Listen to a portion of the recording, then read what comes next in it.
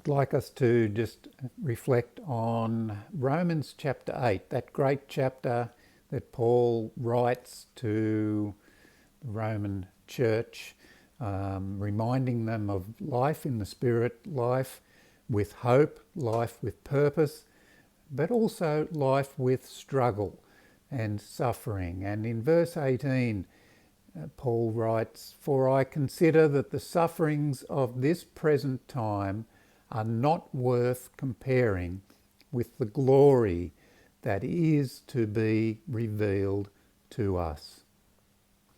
We wait for Christ to return and to reveal this glory in us.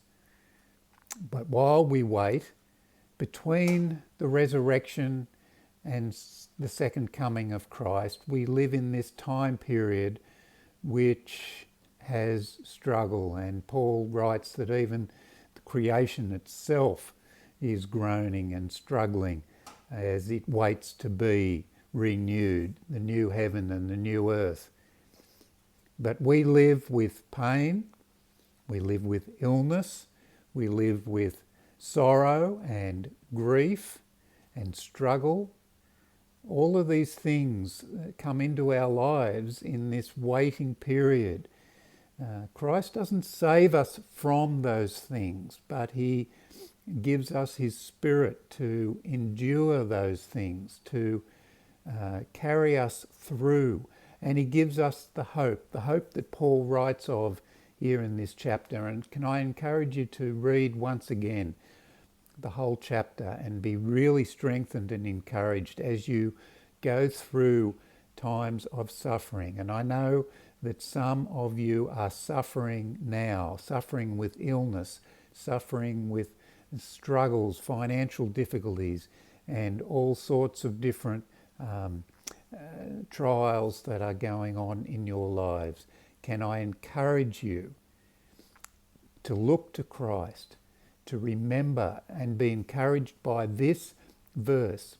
Consider the sufferings of this present time are not worth comparing with the glory that is yet to be revealed to us.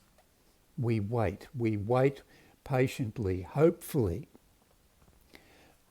We are people of hope who are waiting for Christ's return when all of his glory will be revealed.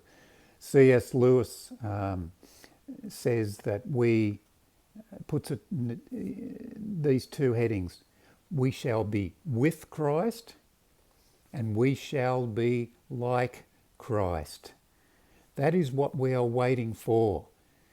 In this time of suffering, we are waiting to be with Christ when he returns and gathers us, and we are waiting to be transformed to be like Christ.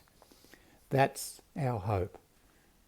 Hold on to that hope today as you go through this time of suffering, knowing that Christ will come and gather us and take us and reveal his glory to us and in us.